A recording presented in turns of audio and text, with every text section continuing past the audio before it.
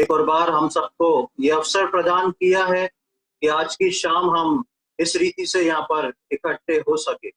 आज के छोटे से मनन के लिए हम निकालेंगे पहला पतरस उसका दूसरा अध्याय और उसकी 5वीं आयत। First Peter chapter 2 verse 5। पहला पतरस दूसरा अध्याय उसकी 5वीं आयत। First Peter chapter 2 verse 5।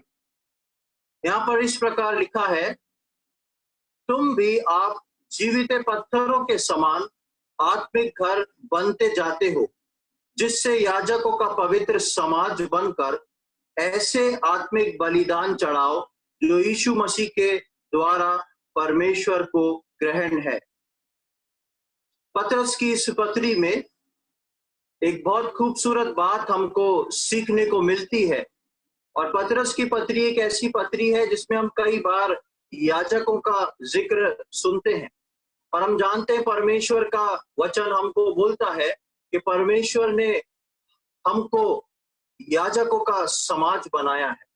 आज हम परमेश्वर के वचन से कुछ समय इन याजकों के बारे में परमेश्वर का वचन क्या कहता है और क्यों नए नियम के विश्वासियों को परमेश्वर जो है प्रभु यीशु मसीह के द्वारा याजक ठहराता है।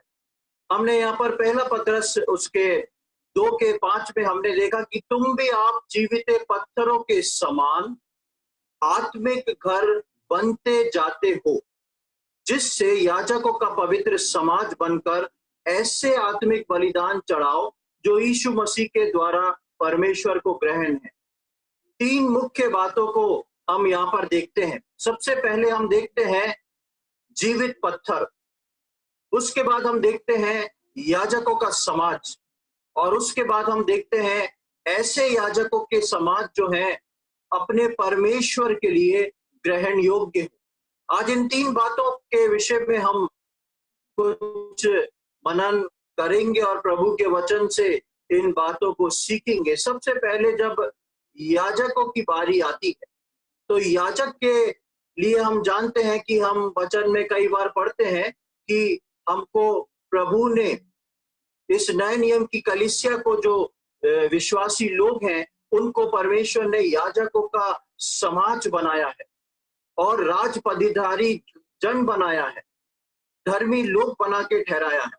लेकिन जब याजक की बात आती है तो क्यों परमेश्वर का वचन विश्वासियों को याजक करके बताता है और खासकर याजकों का समाज करके बताता है, इसको हम बाद में देखेंगे। पहले हम देखते हैं इसकी शुरुआत जो होती है 5वीं आयत में कि तुम भी आप जीवित पत्थरों के समान। सबसे पहले परमेश्वर के वचन में हम सीखते हैं पत्थर का जिक्र आया हुआ है और पत्थर भी ऐसे जिसके बारे में लिखा है कि तुम जीवित पत्थर के समान आत्मिक घर बनते जाते हो। जब परमेश्वर के वचन में हम पत्थर के बारे में पढ़ते हैं, बहुत सारे मुख्य बातें पत्थरों के विषय में है कि क्यों पत्थर को परमेश्वर ने यहाँ पे कोट किया है। सबसे पहले हम देखते हैं कि पत्थर, उसके बाद जीवित पत्थर और उसके बाद याजक का समाज और वो समाज जो है परमेश्वर को ग्रहण योग्य हो। फिर से मैं बोल रहा हूं, सबसे पहले हम देखते हैं पत्थर, फिर हम देखते हैं जीवित पत्थर, फिर वो जीवित पत्थर मिलके याजकों का समाज और वो ऐसा याजकों का समाज जो परमेश्वर को ग्रहण योग्य हो। हमको जीवित पत्थर बन के आत्मिक घर बनने के बारे में हम यहाँ पर देखते हैं। जब हम परमेश्वर के वचन में पढ़ते हैं तो हमको सीखने को मिलता है कि परमेश्वर के वचन में केवल एक ही जीवित पत्थर है और उसको हम इसी अध्याय के तीसरी और चौथी आयत में हम पढ़ते हैं। पहला पतरस दूसरा अध्याय और उसका 3 और 4, वहां पे इस प्रकार लिखा है, क्योंकि तुमने प्रभु की कृपा का स्वाद चख लिया है उसके पास आकर, जिसे मनुष्य ने तो निकम्मा ठहराया परंतु परमेश्वर के निकट चुना हुआ और बहुमूल्य जीवित पत्थर है। प्रभु यीशु मसीह के बारे में लिखा है कि जिसको संसार और यहूदियों ने नहीं समझ पाए और उसको ठुकरा दिया, पर वो क्या है, लिखा है कि वो जीवित पत्थर है। बहुमूल्य जीवित पत्थर है।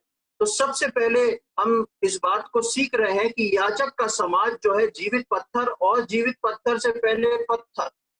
और हम जानते हैं कि पत्थर एक ऐसी निर्जीव चीज है जिसके अंदर कोई जीवन नहीं होता, लेकिन यीशु मसीह को यहाँ पर जीवित पत्थर ठहराया, और यीशु मसीह को उद्धारकर्ता के रूप में जो विश्वासी लोग ग्रहण करते हैं उनको परमेश्वर का वचन बताता है कि तुम भी आप जीवित पत्थर बन के उस आत्मिक घर को बनाते चले जाओ, और उस आत्मिक घर को बनाने के बाद तुम जो हो याजकों का समाज बनो, और ऐसा याजकों का समाज बनना है जो कि परमेश्वर को जो है वो ग्रहण योग्य। तो सबसे पहले हमने देखा कि यीशु मसीह जो है नए नियम में वो एक जीवित पत्थर है। दूसरी बात हम देखते हैं पहला कुरिन्थी उसके 10वें अध्याय में, 1 Corinthians chapter 10, पहला कुरिन्थी उसका 10वां अध्याय।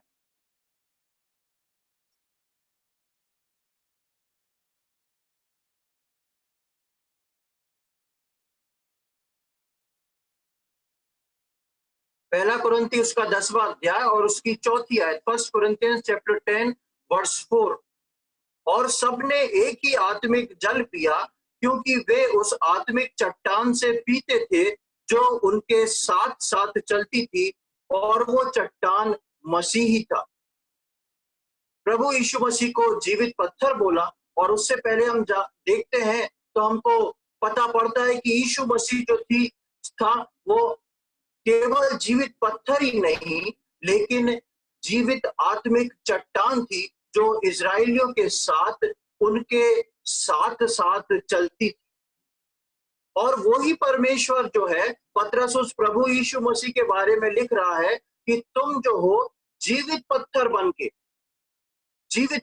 के उस ग्रह को, उस भवन का निर्माण करो, और याजकों का समाज बन के ऐसा समाज तैयार करो जो परमेश्वर को ग्रहण योग्य हो। तो प्रभु यीशु मसीह जीवित पत्थर, प्रभु यीशु मसीह जीवित चट्टान, और उद्धार पाए हुए विश्वासी क्या, उद्धार पाए हुए विश्वासियों के लिए जो है क्यों उनको जीवित पत्थर बोला गया। उद्धार पाए हुए विश्वासी को आप कहीं भी परमेश्वर के वचन में चट्टान नहीं पड़ेंगे, आप उसको पत्थर ही आपको मिलेगा। और वो क्यों बोला गया हम उसको भी देखेंगे। यशाया उसका 51 और उसका 1। पिछले दिनों में ही भाई राजू जब वचन दे रहे थे हम इस आयत को पढ़े थे। यशाया उसका 51 और उसकी पहली आयत, आयशाया चैप्टर 51 वर्स 1। यहाँ पे इस प्रकार लिखा है, हे धर्म पर चलने वालों, हे यहोवा को ढूंढने वालों, कान लगाकर मेरी सुनो। जिस चट्टान से तुम खोदे गए और जिस खदान में से तुम निकाले गए उस पर ध्यान करो। एक और जब पतरस विश्वासियों को आत्मिक और जीवित पत्थर बनने को बोल रहा है, और बोल रहा है उस आत्मिक जीवित पत्थर से तुम उस भवन का निर्माण करो। और हम दूसरी ओर देखते हैं कि हमारा प्रभु यीशु मसीह जो है वो जीवित पत्थर भी बना, और उससे पहले हम देखते हैं कि वो जीवित चट्टान था। और यहाँ पर यशाया 51:1 में हम पढ़ते हैं कि तुम उस पर ध्यान करो कि तुम किस में से तोड़ के निकाले गए। यानी कि विश्वासी लोग जो हैं वो प्रभु यीशु मसीह में से निकले हुए लोग। मैं और आप जब प्रभु यीशु मसीह को अपना उद्धारकर्ता के रूप में ग्रहण करते हैं तब हमको परमेश्वर की संतान होने का अधिकार प्राप्त होता है, और फिर हम वो पत्थर जो मृतक हैं वो मृतक नहीं रह जाते। हम जो मृतक पत्थर हैं हम जीवित पत्थर बन जाते हैं, क्योंकि हमारा चुनाव जो है पहले से किया जा चुका है। हमको पहले से नाम लेके चुन के अलग किया जा चुका है, और इसलिए हमारा जो अस्तित्व है वो उस ठोस चट्टान में से आया है। वो चट्टान जो जीवित और आत्मिक चट्टान जो इजरायलियों के साथ साथ चलती थी, और वो चट्टान जो यशाया 51:1 में हम पढ़ते हैं कि तुम उस चट्टान पर ध्यान करो जिसमें से तोड़ के निकाले गए। इसलिए प्रियो, मैं और आप प्रभु यीशु मसीह की उस चट्टान से जो हमारा प्रभु है उसके वंशज है, उसमें से तोड़ के निकाले गए हैं, और उसमें से तोड़ के निकाला हुआ पत्थर कभी भी निर्जीव या मृतक पत्थर बन के नहीं रह सकता। इसलिए पतरस बोलता है कि तुम उन पत्थर से जो है तुम जीवित और आत्मिक पत्थर बन जाओ। और वो जीवित पत्थर जो है वो एक आत्मिक भवन का निर्माण करे। और वो आत्मिक भवन का जब निर्माण होएगा तो वो जो है याजकों का समाज बन के परमेश्वर के सम्मुख खड़ा होएगा। जब हम याजकों के बारे में पढ़ते हैं तो हम एक बात को और देखते हैं, जो हम जब हम इब्रानियों में पढ़ते हैं तो हम प्रभु यीशु मसीह को महायाजक के रूप में देखते हैं। यानी कि मैं और आप प्रभु के लोग जो हैं, उसकी कलीसिया के जो लोग हैं, वो चुने हुए जीवित पत्थर और याजकों का समाज है। और हमारा एक ऐसा महायाजक है, वो है प्रभु यीशु मसीह। हम देखेंगे इब्रानियों 4 उसका 14-15, Hebrews chapter 4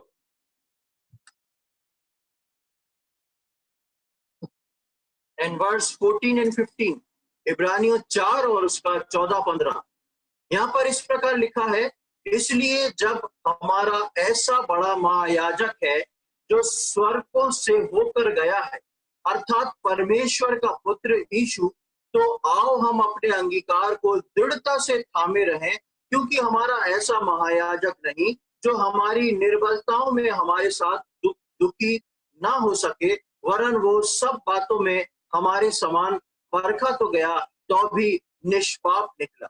यहाँ पर हम प्रभु यीशु मसीह के बारे में देखते हैं कि प्रभु यीशु मसीह जो है वो हमारा महायाजक है, और हमको उसने याजकों का समाज, याजकों का दर्जा दिया हुआ है। और याजकों का दर्जा देने के बाद क्यों परमेश्वर का वचन जो है बार बार विश्वासियों को याजकों का समाज बोलता है या याजक ठहराता है? आप जब बाइबल में पढ़ेंगे, बहुत कम जगह पर नए नियम के विश्वासियों को एक इंडिविजुअल याजक बोला गया है। हर जगह उसको याजकों का समाज बोला है। यदि परमेश्वर मुझको और आपको सिर्फ याजक बनाता तो वो क्लियर लिखता याजक, लेकिन हर जगह हम पढ़ते हैं कि हमको प्रभु ने याजकों का समाज बनाया है। इस याजकों के समाज का क्या तात्पर्य है? समाज जो है वो एक ग्रुप ऑफ पीपल, कुछ लोगों का समूह होता है, और एक व्यक्ति कभी भी जो है उस याजक के कार्य को नहीं कर सकता। हम देखते हैं पुराने नियम में जो था, कुछ याजकों को चुन के अलग किया गया था जो मंदिर में सेवा करते थे, और नए नियम में विश्वासियों को याजक अलग अलग चुना जाता है, लेकिन वो याजकों का समाज तब बनते हैं जब परमेश्वर ला के उनको एक कलीसिया में जोड़ देता है। और वो उस कलीसिया में जुड़ने के बाद, यीशु मसीह की दुल्हन और उसकी देह बनने के बाद, तब वो याजकों का समाज कहलाते हैं। और इसलिए उनकी उन्नति जो है वो कलीसिया की उन्नति होती है। इसलिए हम इब्रानियों में पढ़ते हैं उस बात के लिए कि हम अपने अंगीकार को दृढ़ता से थामे रहें। जब तक विश्वासी अपने उस अंगीकार को दृढ़ता से थामे नहीं रहेगा, तब तक कभी वो पत्थर से जीवित पत्थर की ओर तब्दील नहीं हो सकता, बदल नहीं सकता। और एक विश्वासी को ये प्रोसेस है उद्धार पाने के बाद कि वो पत्थर से वो जीवित पत्थर बने, और उस जीवित पत्थर से वो याजकों का समाज बने, और उस समाज के द्वारा वो अपने परमेश्वर को प्रसन्न करने का कारण बने, उसको ग्रहण योग्य हो, जिसको परमेश्वर ले सके, ग्रहण कर सके। याजक के बारे में जब हम आज चर्चा कर रहे हैं, याजक जो थे पुराने नियम में उसका बहुत महत्व था। पुराने नियम में जब हम मंदिर के बारे में पढ़ते हैं, परमेश्वर ने मूसा को बोला मिलाप वाला तंबू बनाने को, और परमेश्वर की इच्छा थी कि परमेश्वर का डेरा मनुष्यों के बीच में, और परमेश्वर ने मूसा को बोला कि मैं चाहता हूं कि मेरा डेरा मनुष्यों के बीच में हो, इसलिए तुम एक मिलाप वाला तंबू बना। और परमेश्वर ने उसका सारा नक्शा, सारा उसकी रीति रिवाज, किस प्रकार करना है, कौन रहेगा, कहाँ रहेगा, सब कुछ उसको मूसा को बता दिया। और मूसा जो है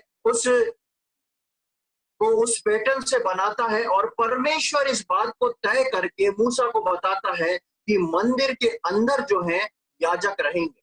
यदि हम पुराने नियम को ध्यान से पढ़ें तो हम देखते हैं कि जब परमेश्वर ने याजक को चुनने के लिए मूसा को बताया तो बहुत सारी विधियों को बताया, और उसके बाद यहाँ तक कि परमेश्वर ने इस बात को भी रखा कि याजक लोग क्या पहनेंगे, याजक लोग क्या खाएंगे, कौन सी जगह खाएंगे, कौन सी जगह वो जा सकते हैं, कौन सी जगह वो नहीं जा सकते, मंदिर में याजकों का स्थान कहां से लेके कहां तक होगा। आज हम जिन बातों को सीखने जा रहे हैं या समझना चाह रहे हैं वो है क्यों यीशु मसीह ने नए नियम के विश्वासियों को याजकों का समाज ठहराया है। परमेश्वर ने मूसा को बोला कि तुम जो हो याजक को नियुक्त करना, और उन याजकों को जिनको नियुक्त किया जाएगा उनके लिए कई शर्तें रखी गई थी, और वो शर्तें इस प्रकार की थी कि तुमको क्या खाना है, कैसे खाना है, किस रीति से खाना है, वेदी पे जो चीज चढ़ाई जाएगी उसमें से तुम्हारा कौन सा हिस्सा होगा, कौन सा उसको उसमें से तुमको निकाल के परमेश्वर को चढ़ाना है, और यहाँ तक कि ये भी बताया था कि किस प्रकार तुमको मंदिर के अंदर परमेश्वर की आराधना करना है। प्रियो, जब परमेश्वर का वचन मुझको और आपको नए नियम के विश्वासियों को इस बात को बताता है कि मैं और आप याजकों का समाज है, तो मुझको और आपको ये सीखना बहुत आवश्यक है कि क्यों परमेश्वर ने मुझको और आपको याजकों का समाज ठहराया है और मेरी और आपकी ड्यूटी क्या बनती है। इसके लिए सबसे पहले हमको जो है याजक के बारे में समझना पड़ेगा। सबसे पहले हमने देखा कि याजक परमेश्वर की इच्छा के अनुसार मूसा को बोला गया और परमेश्वर की इच्छा के अनुसार वो लोग नियुक्त किए गए। मैंने जैसा बताया कि याजकों का खान पान, याजकों का रहन सहन, याजकों के कपड़े, उनके पहनने का तरीका और वो कहाँ खड़े होंगे, सब कुछ परमेश्वर की ओर से निर्धारित था और वो उसके अलावा नहीं कुछ कर सकते थे। और हम देखते हैं इन याजक की जगह कहाँ थी। बहुत ही महत्वपूर्ण बात है, इसको बहुत ध्यान से सुने। परमेश्वर ने जब मिलाप वाला तंबू प्लान किया और मूसा को बोला, तब परमेश्वर ने याजकों के लिए एक स्थान को ठहराया, और वो याजकों के लिए जो स्थान को ठहराया था वो बाहरी आंगन से लेके पवित्र स्थान तक का स्थान जो था वो याजकों का स्थान था, और उसमें याजकों को अलग अलग कार्यों को दिया गया था। कोई जो बलिदान के लिए लायक आएगा, पाप बलि को लेके आएगा और धन्यवाद बलि लेके आएगा, अलग अलग प्रकार की बलि लाएगा, उसके लिए एक अलग याजक नियुक्त है जो उनकी बात को सुन के उस बलिदान को वो बाहर की वेदी पे बलि करेगा। उसके बाद जो है वहां पे बातचीत करना, काउंसलिंग करने के लिए अलग याजक है। उसके बाद पवित्र स्थान में जाने के लिए, धूप बत्ती जलाने के लिए, सोने के साथ दीपदान जलाने के लिए अलग याजक है। और वहां पर अंदर पवित्र स्थान में मेज में रखी जो 12 रोटी है उनको किस रीति से किसको खाना है और किस स्थान पे बैठ के खाना है, उसके लिए याजक नियुक्त है। लेकिन जितने भी याजक नियुक्त हैं वो परम पवित्र स्थान में नहीं जा सकते। परम पवित्र स्थान में केवल साल में एक बार महायाजक ही जा सकता है। अब आप उस पिक्चराइजेशन को, उस चित्रण को अपने दिमाग में रखें और ये देखें कि एक याजक जिसको परमेश्वर ने चुन के मंदिर में रखा था उसका स्थान क्या था। उसका स्थान बाहरी आंगन से लेके पवित्र स्थान तक याजकों का स्थान था। परमेश्वर ने नए नियम के विश्वासियों को बोला, तुम जो हो याजकों का समाज हो, और ये याजकों का समाज परमेश्वर के लिए बहुत ही इंपॉर्टेंस रखता है, क्योंकि परमेश्वर की आराधना करना, परमेश्वर की विधियों को पूरा करना, परमेश्वर के हर प्रकार के बलिदान को समझना, उसको किस प्रकार चढ़ाना है, किसको किससे क्या गलती हुई है उसको क्या प्रिस्क्राइब करना है कि तुमको क्या चीज लेके आना है, किस चीज का बलिदान होएगा, किस समय होएगा, ये सारी बातें जो हैं याजकों को पता रहती थी। परमेश्वर ने मुझको और आपको याजकों का समाज इसलिए ठहराया है कि मैं और आप परमेश्वर की आराधना स्तुति कर सकें। मैं और आप परमेश्वर की विधि को, मैं और आप परमेश्वर के वचन को भली भांति जान सकें। परमेश्वर की इच्छा क्या है, परमेश्वर क्या चीज को पसंद करता है, परमेश्वर क्या चीज से नफरत करता है, परमेश्वर किस चीज के लिए दंड देता है, ये एक याजक को भली भांति मालूम होना चाहिए। मैं और आप कलीसिया में यूं ही याजकों का समाज बना के नहीं रख दिए गए, लेकिन मैं और आप कलीसिया में याजकों का समाज इसलिए बना के रखे गए हैं कि हम परमेश्वर के ज्ञान को रखें, हम परमेश्वर की बातों को समझदारी से समझें, और याजकों का समाज बन के ऐसा समाज बने जो परमेश्वर को ग्रहण योग्य हो। अब हम देखते हैं कि प्रभु यीशु मसीह जो हमारा महायाजक था, जब प्रभु यीशु मसीह जो हमारा महायाजक था, उसने एक बलिदान करने के द्वारा याजकों के लिए परम पवित्र स्थान के दरवाजे को खोल दिया। हम उन आयत को नहीं पढ़ेंगे। हम जानते हैं कि यीशु मसीह जो था, जब उसका क्रूसीकरण हुआ और जैसे ही वो अपने आत्मा को परमेश्वर के हाथ में सौंपता है, हम देखते हैं कि मंदिर का पर्दा जो है ऊपर से लेके नीचे तक फट जाता है। उस दौरान ऐसे बहुत से याजक मंदिर में होंगे जो पवित्र स्थान में होंगे, और मंदिर का पर्दा फट जाने से उनको वाचा का संदूक का दर्शन हो गया होगा। ऐसे बहुत से याजक होंगे जिन्होंने कभी देखा नहीं होगा, लेकिन उन्हें वाचा के संदूक का दर्शन कर लिया। यानी कि प्रभु यीशु मसीह में होके मैं और आप जो याजकों का समाज है, हमारी परम पवित्र स्थान तक पहुंच हो जाती है। और इसलिए यीशु मसीह ने मुझको और आपको याजकों का समाज बनाया है। हम पहला पतरस उसके दूसरे अध्याय की 9वीं आयत को देखें, वहां पर क्या लिखा है। इसी अध्याय की 9वीं आयत को, बहुत सुपरिचित ये आयत है, पहला पतरस दूसरा अध्याय और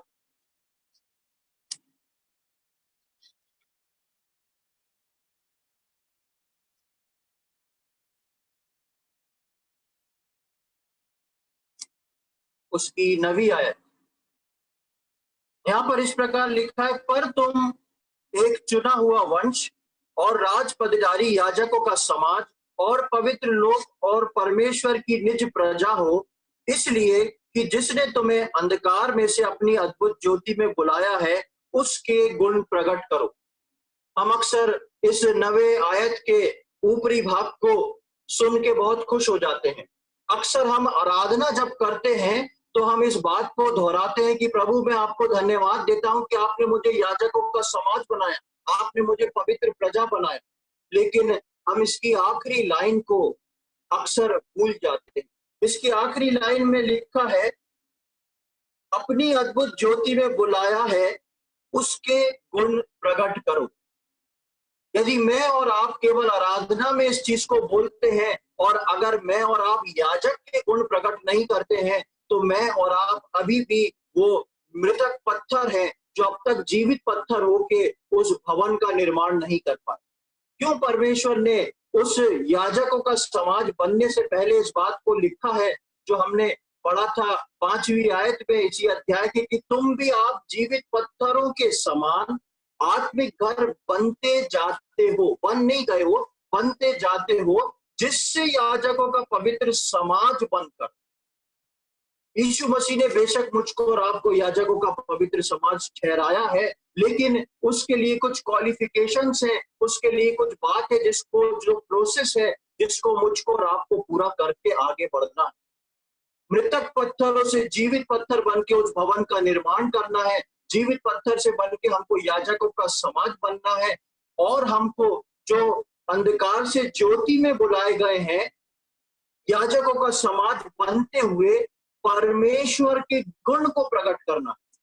ये याजक जो थे, जो पुराने नियम में थे, इनका काम क्या था? ये परमेश्वर की गुणों को, परमेश्वर की बातों को, उसकी खुशी को, उसके दुख को, उसकी नफरत को मनुष्यों के बीच में प्रकट करते थे और इस बात को बोलते थे कि समझो परमेश्वर क्या है। लोग आके, इस्राएल के लोग आके पूछते थे याजकों से, हमको क्या करना चाहिए, हमारे जीवन में क्या गड़बड़ है। और ये बात जो थी याजक बताते थे। क्यों बताते थे? क्योंकि याजक को मालूम रहता था, प्रियो, मुझको और आपको परमेश्वर के प्लान्स, मुझको और आपको परमेश्वर की बातें, मुझको और आपको परमेश्वर का वचन मालूम होना बहुत जरूरी है। तभी हम उस अंधकार में प्रकाश के गुण जिसके लिए हम बुलाए गए हैं प्रकट कर पाएंगे, और तभी हम पहला पतरस 2:5 के अंतिम लाइन के अनुसार परमेश्वर को ग्रहण योग्य होंगे।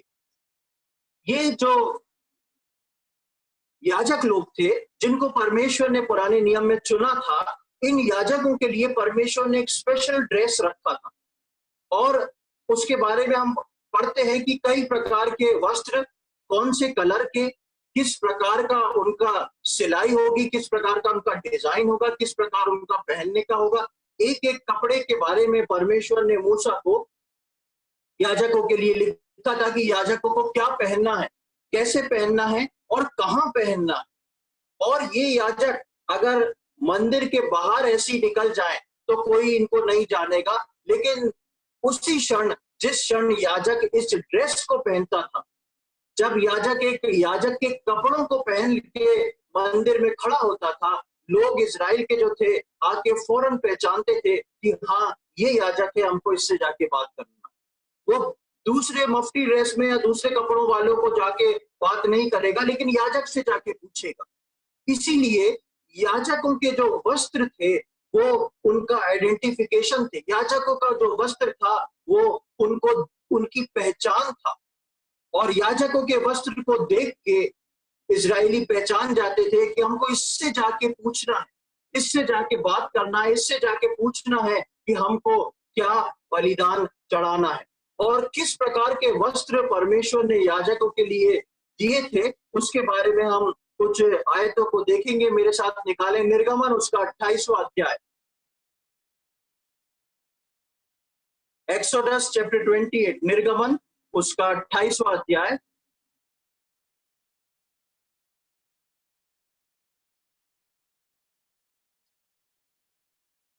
और उसकी 4 और 5 आयत को हम पढ़ेंगे। Exodus chapter 28 verse 4 and 5।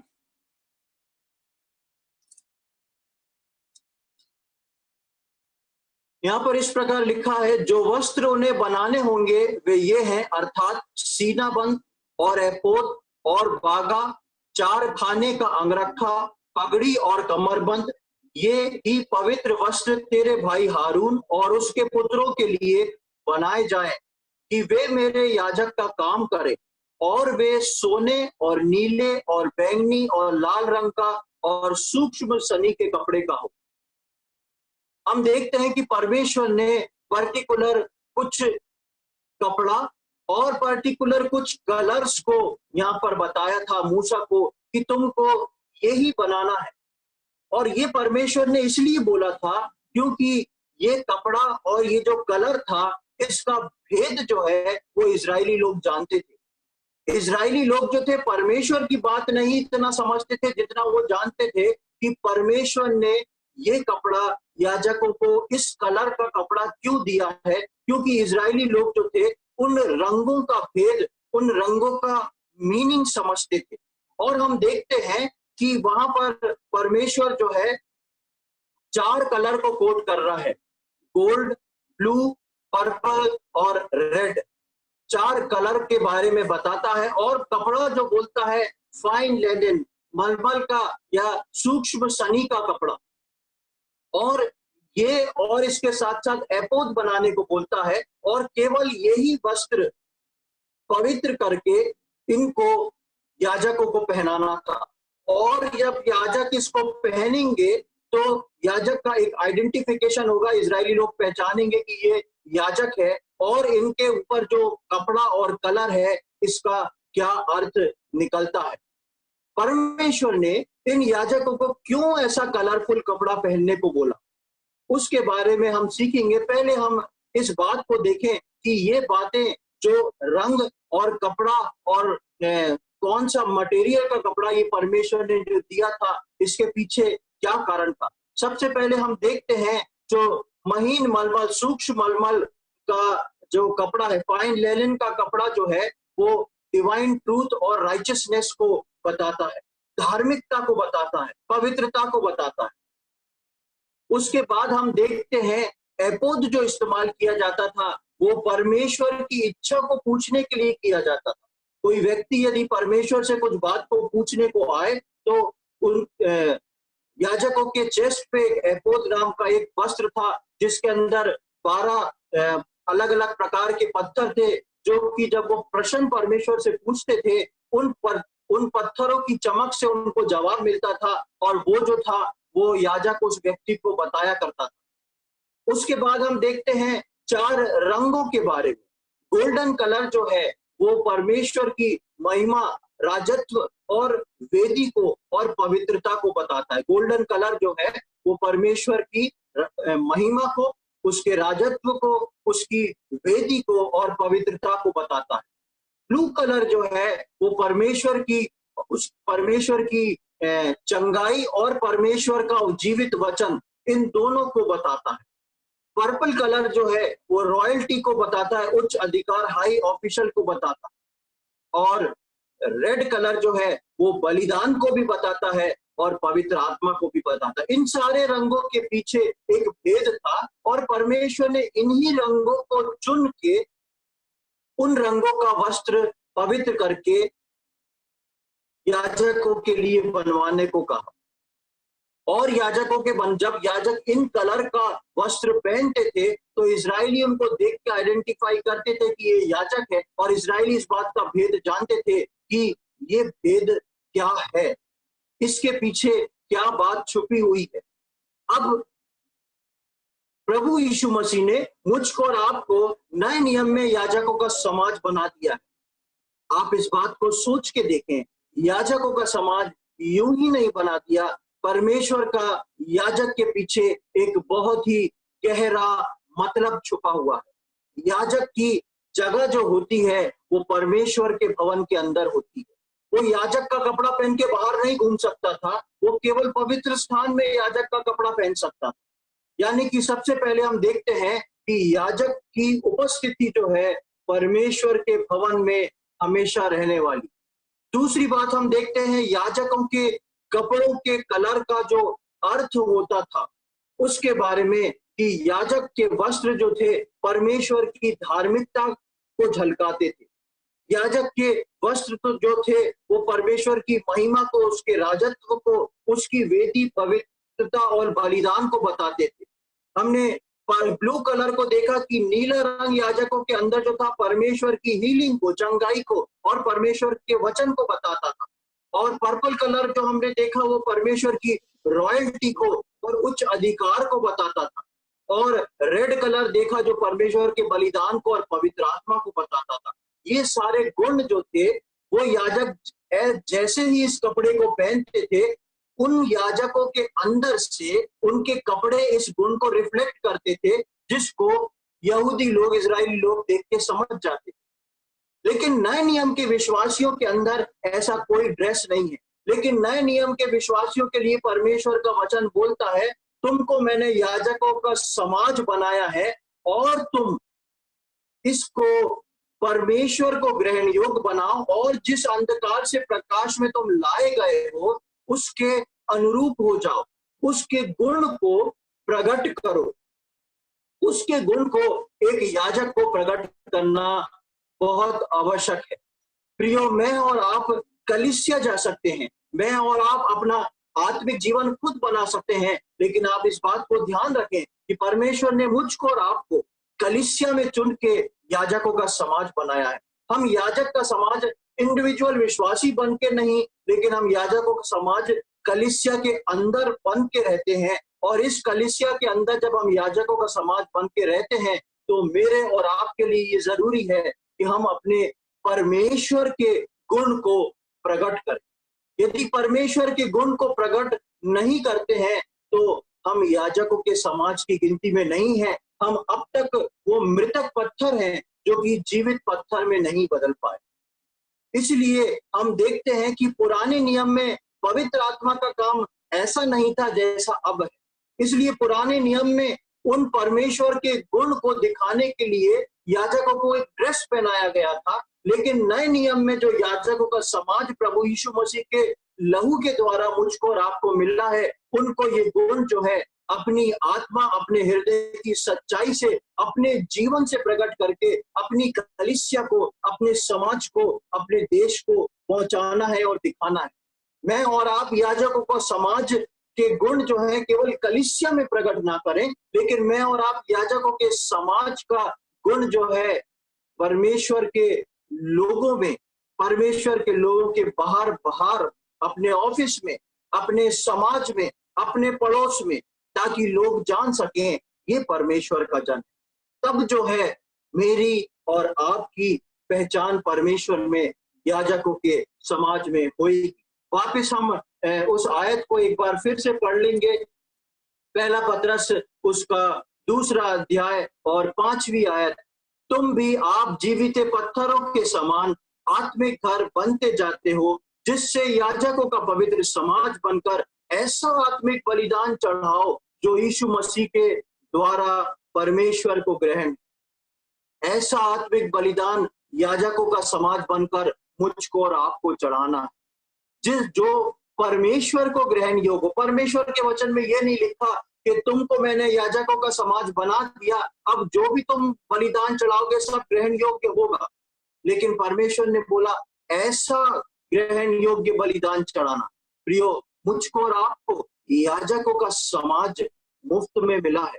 ये पदवी मुझको और आपको मुफ्त में मिली है, और मेरे और आपके लिए ये आवश्यक है, जरूरी है कि हमारा बलिदान जो है वो ग्रहण योग्य हो। 9वीं आयत में जो हमने पढ़ा कि पर तुम एक चुना हुआ वंश और राजपदाधिकारी, याजकों का समाज और पवित्र लोग और परमेश्वर की निज प्रजा हो, इसलिए कि जिसने तुम्हें अंधकार में से अपने अद्भुत ज्योति में बुलाया है उसके गुण प्रकट करो। मैं और आप आज याजकों का समाज बनके इसलिए नहीं खड़े हुए कि हम अपने गुण को प्रकट करें। कई बार विश्वासी जीवन में आने के बाद भी, कई साल बीतने के बाद भी हमारे जीवन से हमारे ही गुण प्रकट होते हैं। हमारे जीवन में हमारे ही गुण हमारी कलीसिया में, हमारे लोगों में, हमारे रिश्तेदारों में प्रकट होते हैं। लेकिन परमेश्वर कहता है तुम नहीं हो, तुम अब याजकों का समाज बन चुके हो, इसलिए अब से जो तुम्हारे गुण प्रकट हुए वो याजकों के गुण हुए। और कैसे गुण, वो हमने पुराने नियम में देखा, कैसे याजकों का ड्रेस कोड जो है, उनका कलर कोड जो है वो परमेश्वर के गुण को प्रकट करता।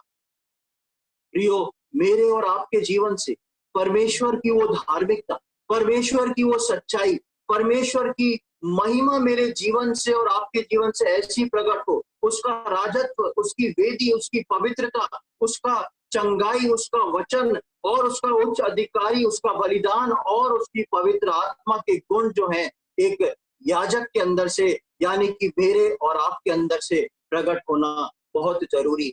हम इस बात से निश्चित होकर ना बैठे कि हमको परमेश्वर ने याजकों का समाज बना दिया है, लेकिन इस याजकों के समाज के लिए यीशु मसीह ने एक बड़ी कीमत को अदा किया, और इस कीमत को अदा करके उसने मंदिर के उस पर्दे को बीच में से 2 भाग कर दिया कि याजकों के समाज, जो याजक थे, कभी भी वाचा के संदूक का दर्शन नहीं कर सकते थे, लेकिन अब जो है वो वाचा का संदूक का दर्शन कर सकते हैं। यानी कि परमेश्वर की उपस्थिति में याजक कभी भी जा सकता है, और वो बड़े प्रभु यीशु मसीह के बलिदान के द्वारा हुआ।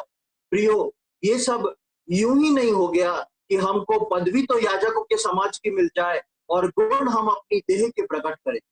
प्रभु हमारी सहायता करे कि आने वाले दिनों में हम अपनी देह के गुण प्रकट ना करते हुए उस याजकों के समाज में, जिसमें हम गिने गए, जिसके लिए हम चुने गए हैं, उसके लिए अपने गुण परमेश्वर के मंदिर में, परमेश्वर के इस जगह पे, परमेश्वर के लोगों के बीच में और आसपास के लोगों के बीच में उस गुण को प्रकट करें। हम इस बात को कभी ना भूलें कि हम परमेश्वर के मंदिर के अंदर ठहराए हुए लोग, हम परमेश्वर के मंदिर के अंदर चुन के रखे हुए लोग हैं, और हम जो है एक उच्च अधिकारी। परमेश्वर इन वचनों को समझने में हम में से प्रत्येक की सहायता करे कि आने वाले समय में हम उपयुक्त याजकों का समाज बन के ऐसा ग्रहण योग्य बलिदान परमेश्वर को चढ़ाएं जो परमेश्वर को ग्रहण योग्य हो, जो परमेश्वर खुशी से कबूल कर सके और मुझको और आपको विश्वास योग्य दास बोल के अपने गले से लगा सके। परमेश्वर के नाम की महिमा हो।